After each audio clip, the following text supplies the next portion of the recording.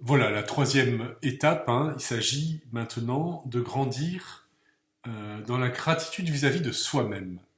Euh, C'est-à-dire reprendre cette parole du psaume, hein, je suis une merveille. C'est souvent compliqué pour nous, hein, de le dire, parce qu'on a la conviction que c'est plutôt faux. On a plutôt tendance à se dire je suis pas un cadeau, je suis nul, je suis raté, je vaux rien, j'y arriverai pas. La Bible dit exactement le contraire. Quand Dieu crée l'homme, qu'est-ce qu'il dit? Il dit que cela était très bon. Ou bien vous connaissez cette parole, hein, tu as du prix à mes yeux et je t'aime. Nous sommes aimés de Dieu. Donc si nous sommes aimés de Dieu, ça veut dire que nous sommes aimables. Or, l'amour de nous-mêmes, il oscille un peu entre mésestime et surestime. Et les deux sont mauvais. Parce que l'un produit l'orgueil, l'autre la dépréciation. Dire je suis nul, c'est pas de l'humilité. Euh, Ce dont il s'agit, c'est d'arriver à s'émerveiller de ce que nous sommes, tout en acceptant nos limites, nos fragilités, nos petitesses. C'est Bernanos qui dit ça, hein, il est plus facile que l'on croit de se haïr. La grâce est de s'oublier, de s'aimer humblement soi-même. Euh, ouais, celui qui est trop dur avec lui, euh, comment est-ce qu'il pourrait être bon avec les autres? Alors, il y a, me semble-t-il, d'abord trois ennemis à combattre. Le premier ennemi, c'est celui de la comparaison, qui nous laisse penser que nous sommes nuls. Or, la comparaison, elle est toujours mauvaise. C'est vraiment un ennemi à rejeter. Pourquoi? Parce qu'elle conduit à une impasse. Soit l'orgueil, soit la jalousie. Euh, alors il faut quitter la comparaison. Pourquoi? Parce que Dieu nous a créés comme une personne unique. Et il ne veut pas qu'on essaie d'être comme les autres. Hein. Il veut qu'on soit soi-même. C'est ce que dit Sainte Catherine de Sienne. Hein. Si vous êtes ce que vous devez être, celui que vous devez être, vous mettrez le feu au monde. Euh, la comparaison, vous voyez, elle me fait toujours focaliser sur ce qui me manque, sur ce que l'autre a et que je n'ai pas, mais du coup, elle me rend aveugle sur mes propres talents. Donc ça, c'est le premier ennemi à combattre. Le deuxième ennemi sont les paroles négatives, celles qu'on peut-être qu'on a dit sur nous, sur vous. C'est ces paroles, tu sais rien faire, t'as pas été désiré, tu ne changeras jamais. Mais c'est aussi ces paroles que nous disons sur nous-mêmes. Je ne sais rien faire, j'y arriverai jamais, on ne m'aimera jamais, je ne saurais pas faire aussi bien que lui. Ces paroles, elles sont mortelles, en fait, elles sont toxiques et elles ne viennent jamais de Dieu. Vous trouverez jamais ça dans l'Évangile. Hein. Relisez l'Évangile et vous verrez que vous ne trouvez pas de telles paroles dedans.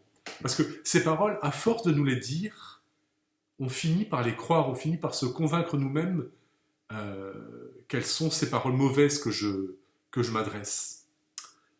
Et enfin, troisième ennemi à combattre, c'est la vision négative que j'ai de moi-même, de mon histoire personnelle. Vous savez, je me construis petit à petit une identité négative. Et si je me la construis, bah, c'est normal que ma vie soit nulle. Hein. Les autres, ils ont eu plus de chance que moi. Euh, alors souvent, voilà, on se laisse enfermer dans des violences qu'on a pu subir, une addiction, un échec dans mes études, et je ressasse ces malheurs, je me construis une espèce de prison pourrie, euh, que la plainte d'ailleurs a construit, que la victimisation construit. Là aussi, hein, demandez-vous quel ennemi est-ce que vous devez combattre. Et pour les combattre, je vous propose trois remèdes à nouveau. Le premier remède, c'est de remplacer les mauvaises paroles, les paroles de malédiction, par des paroles de bénédiction. Des paroles qui viennent de la Bible, hein, que vous pouvez noter dans votre carnet. Et donc, si elles viennent de l'Écriture, elles sont vraies. Je vous en donne quelques-unes. Hein. Voilà, je suis aimé de Dieu, j'ai du prix aux yeux de Dieu, Je suis enfant de Dieu, je suis béni par le Seigneur, je ne crains rien. Je suis la lumière du monde, comme dit le Seigneur. Je suis désiré par Dieu.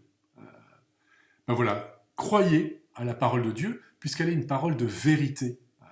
Peut-être que vous savez que pour contrebalancer une parole négative qu'on nous a adressée, il faut 7 paroles positives. Donc vous voyez que dire des compliments aux personnes, recevoir des compliments pour soi, c'est pas dangereux. C'est pas dangereux à partir du moment où ils sont centrés sur Dieu. Donc ça, c'est le premier remède. Le deuxième remède, c'est d'accueillir l'amour inconditionnel de Dieu pour nous. Faire l'expérience de l'amour de Dieu. Et s'en souvenir, parce que l'amour de Dieu dépasse tout ce qu'on peut imaginer. Or, Dieu désire nous révéler son amour. Alors il faut lui demander. Dans la prière, n'hésitez pas à demander à Dieu de vous montrer combien il vous aime. Alors comment est-ce que vous pouvez, par exemple, ouvrir davantage votre cœur à l'amour de Dieu? Dans l'adoration. Voilà. Vous savez que le Saint-Sacrement est exposé tous les soirs à la cathédrale pendant la semaine de 6h à 7h. Venez-y, voilà, venez-y une fois, donnez-vous rendez-vous en FRA, dites-vous, tiens, par exemple, ce vendredi, on vient tous à l'adoration de 6h à 7h, c'est notre promenade, vous savez, vous avez droit à 1 heure de promenade, prenez-la pour venir ouvrir votre cœur à l'amour de Dieu. Pourquoi? Parce que l'amour de Dieu, c'est le remède à tous les maux. Quoi que j'ai fait, qui que je sois, aussi grand soit mon péché, ce que je considère comme mon péché, Dieu m'aime. Venez faire cette expérience-là. Et vous pouvez même dire pendant ce temps d'adoration, vous confessez, vous trouverez toujours un prêtre disponible pour vous donner la miséricorde de Dieu. Puis, le troisième remède, troisième petite ruse, notez les signes de l'amour de Dieu, de l'amour du Père dans votre vie. Vous concentrez sur les moments où Dieu vous a consolé, vous a éclairé, vous a aidé. Et pour ça, apprenez à relire sa présence dans votre vie chaque jour. Prenez conscience que Dieu a toujours été là. Je vous donne un psaume à lire pour ça. C'est le psaume numéro 22, le psaume du bon berger.